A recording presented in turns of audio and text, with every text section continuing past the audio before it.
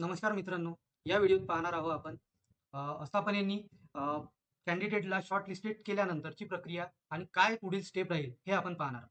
मागच्या व्हिडिओत आपण पाहिलंय कॅन्डिडेटला आपण दोन प्रकारे शॉर्ट लिस्टेड करू शकतो, एक तर इंटरव्ह्यूसाठी किंवा डायरेक्ट जॉईनिंगसाठी. इंटरव्ह्यू जॉईनिंगसाठी आपण पाहिलेलं आहे कशा प्रकारे आपण इंटरव्ह्यूसाठी त्याला शॉर्ट लिस्टेड केलंय.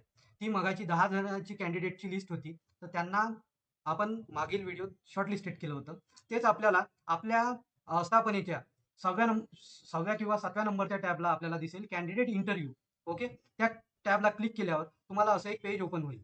ओके, वरती स्थापनेचं नाव, इथे अपडेट स्टेटस आणि इथे सारखी मागील व्हिडिओ सारखीच त्या कॅन्डिडेटचे सगळे नावं वगैरे दिसेल. पण याच्यात कोणती लिस्ट दिसेल आपल्याला, ज्यांना आपण इंटरव्ह्यूसाठी शॉर्टलिस्टेड केलाय. ओके,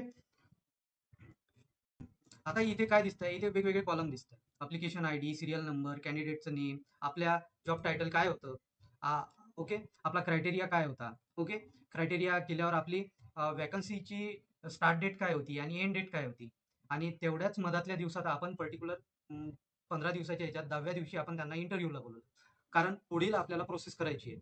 त्यांना त्यांचा इंटरव्ह्यू घेऊन त्यांना जॉईनिंग करायचं आहे. जॉईनिंग केल्यावर त्यांचे डॉक्युमेंट बनवायचे आणि ते डॉक्युमेंट बनवून जिल्हा कौशल्य रोजगार व उद्योजकता मार्गदर्शन केंद्र या डिस्ट्रिक्ट लेवलच्या ऑफिसला आपल्याला तिथे नेऊन द्यायचे. त्यासाठी आपण हे 5 दिवसाचा टाइम घेतलेला आहे आणि त्या दिवसाच्या तेवढ्याच दिवसाच्या आत आपल्याला तिथे त्यांना डॉक्युमेंट नेऊन द्यावं लागतं वॅकन्सी एंड डेटच्या तोपर्यंत. Okay, okay. आता इथे कॅन्डिडेट स्टेटस म्हणून आणि अपडेट इंटरव्ह्यू स्टेटस हे शेवट उजव्या साईडला असे दोन कॉलम दिसेल. ओके, जर त्या मुलांनी आपण शॉर्ट लिस्टेड केलं होतं इंटरव्ह्यूसाठी, त्या मुलांच्या इंटर्न लॉगिन मध्ये, कॅन्डिडेटच्या इंटर्न लॉगिन मध्ये त्यांना तिथे जाऊन इंटरव्ह्यूला तुमच्या आस्थापनेच्या जाहिरातीच्या याच्यावर शॉर्टलिस्टेड केलं होतं, त्यांना तिथे जाऊन त्यांना इंटरव्ह्यू ऍक्सेप्ट करायचा आहे किंवा जॉईनिंग ऍक्सेप्ट करायची आहे. दोनपैकी एक काहीतरी ऍक्सेप्ट करायचं आहे. ओके, ज्याच्यासाठी आपण त्यांना बोलवेल. ओके, तर त्या मुलांच्या, आता हा एक विद्यार्थी दिसतोय, हा कॅन्डिडेटचं नाव दिसतोय, याच्या इंटर्न प्रोफाईलवर आपलं आस्थापनेचं नाव आणि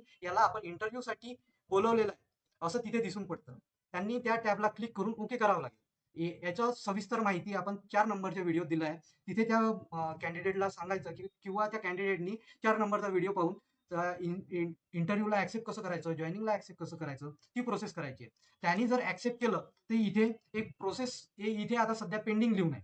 ओके, त्यांनी ऍक्सेप्ट केलं नाही म्हणून इथे पेंडिंग लिहून आहे. इथे जर त्यांनी ऍक्सेप्ट केलं तर इथे इथे कॅन्डिडेट स्टेटसच्या तिथे पेंडिंगच्या ठिकाणी ऍक्सेप्टेड लिहून येते आणि इथे अपडेट इंटरव्ह्यू स्टेटसच्या इथे आता जर इथे वेटिंग लिहून आहे, इथे अपडेटेड लिहून येते आणि ते हायलाइट येते. आता हे इथे ब्लर सारखं झालेलं आहे. इथे पेंडिंग हे नाव सुद्धा ब्लर झालेलं आहे. इथे वेटिंगचा टॅब सुद्धा इथे क्लिक केल्यावर ओपन होत नाही.